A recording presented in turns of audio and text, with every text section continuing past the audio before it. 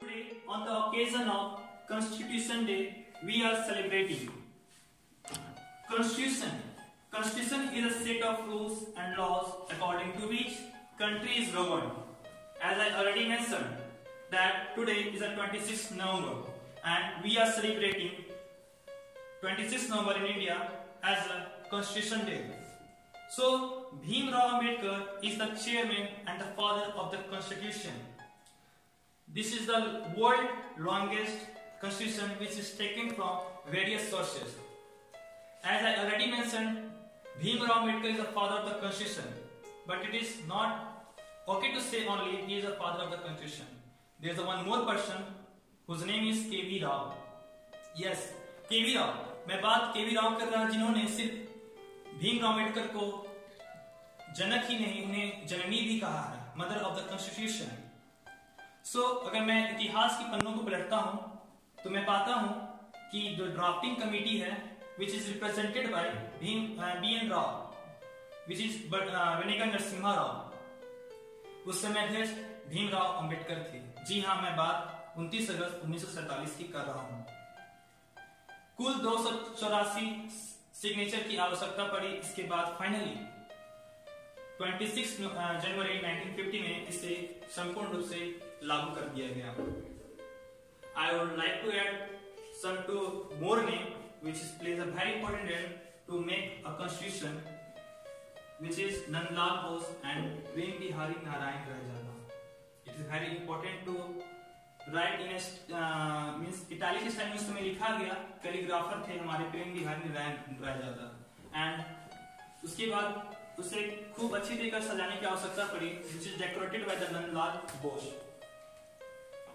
So the separation of power is an essential element of the rule of law and is installed in the constitution. As you know that there are three pillars of the constitution, which is legislation, executive, judiciary. जी हाँ, हिंदी में बोले तो विधायिका, कार्यपालिका और न्यायपालिका. इसके अलावा फोर्थ कॉन्स्टिट्यूशन की भी आवश्यकता थी, फोर्थ पिलर की भी, जो कि एक मीडिया है. So we can say the fourth pillar of the constitution is media.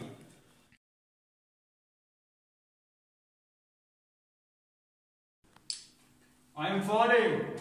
Where are my four pillars? I am constitution. I am falling. Help me. I am legislature, the first pillar of India. I am here to support you. I am unbalanced till now. Where are my other pillars? I am executive. I am holding you. I will not let you fall down. I am not stable till now. I am judiciary. I am always there to support you. I need more support. Help me. जरूरत स्तंभ के रूप में पत्रकारिता हमेशा आपके साथ है. I am stable now. Thank you. See, the first pillar, legislation, is there. Legislation, you may. Yes.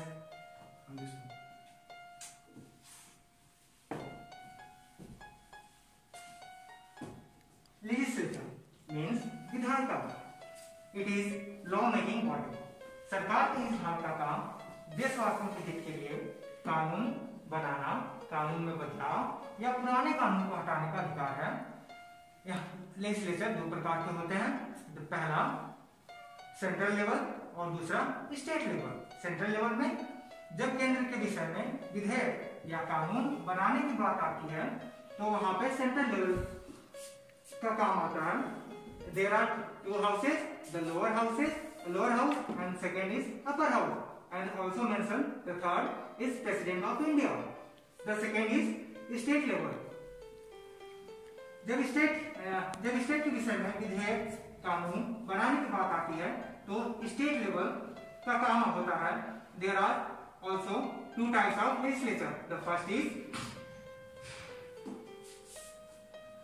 state legislature assembly, and second is state legislature council, and the third is, we also mention here, the governor of state.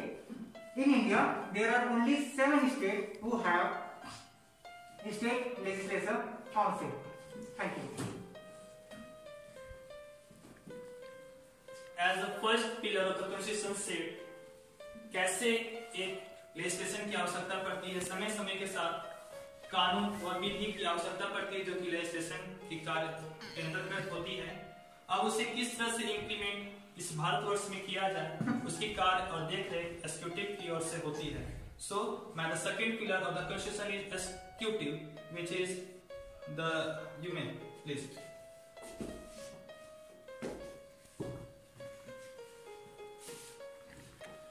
Jai Hind cadets, I am Prabhat Kha of 2nd Jharkhand Air Squadron NC. I am going to explain you about executive. Executive is a branch of government exercising authority in and holding responsibility for the governance of a state. The executive executes and enforces law. In political systems, based on the principle of separation of powers, authority is distributed among several branches. An attempt to prevent the concentration of power in the hands of a single group of people. In such a system, the executive does not pass law or interpret them. Instead, the executive enforces the law as written by the legislature and interpreted by the judiciary. The executive can be source of certain types of law, such as decree or executive order. Thank you. जैसा कि पहला स्तंभ जो हमारे विधायिका ने कानून को विधिवत पूर्वक बनाया तथा इसे कार्यपालिका द्वारा आगे संचालित किया गया। अब समय समय के साथ कभी कभी कुछ गलतियां हो जाती है या कॉमन पीपल के द्वारा जिनकी देखरेख और सुरक्षा प्रदान करती है हमारे judiciary. So the third pillar of the constitution is judiciary. So you may.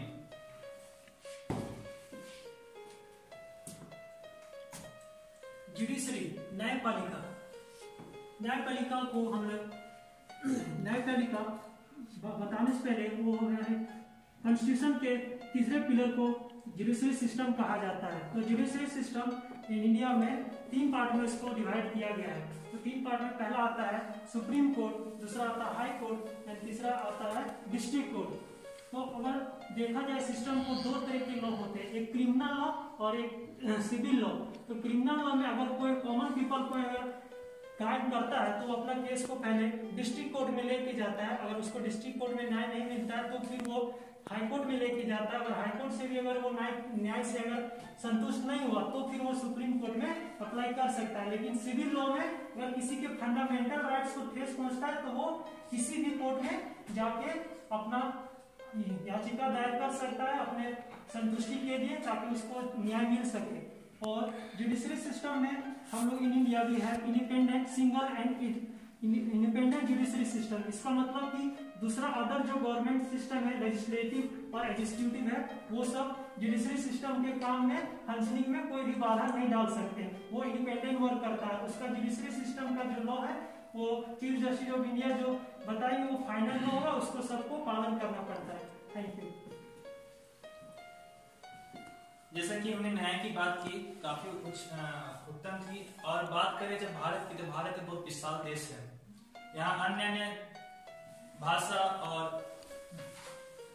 Culture के लोग रहते हैं। और जब भी बात करें किसी न्यूज अखबार की तो यह बहुत जरूरी है कि हर लोगों को उचित समाचार प्राप्त हो। उसके लिए हमारी मीडिया काफी अच्छा इंपॉर्टेंट रोल प्ले करते हैं। So we can say and also consider that the fourth pillar of the constitution is media. So media, you may. जय हिंद।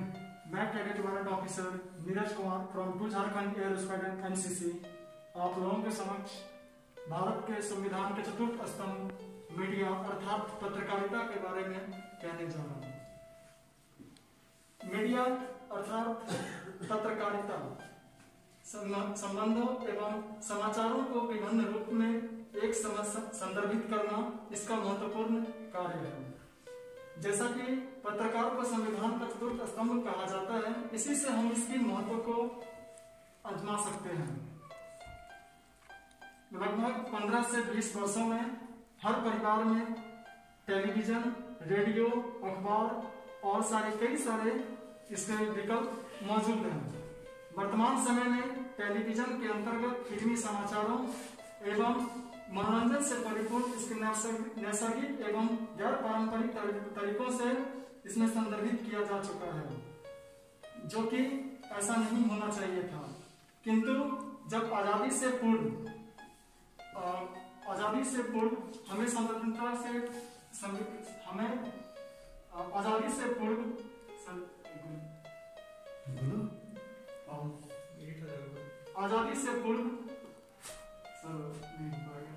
देखो ना क्या पेपर होते वो हिट हो जाएगा पेपर देखो। वैसे ही काफी देर हो गई, 10 मिनट हो गया, काफी लंबा हो गया।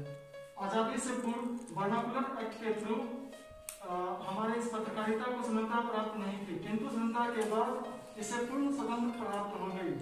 और संविधान के चतुर्थ स्तंभ के रूप में मैं सबसे गुजारिश करूंगा कि इसकी संदर्भित और सुरक्षा प्रदान करें। जय हिंद। पाउस प्लीज सर।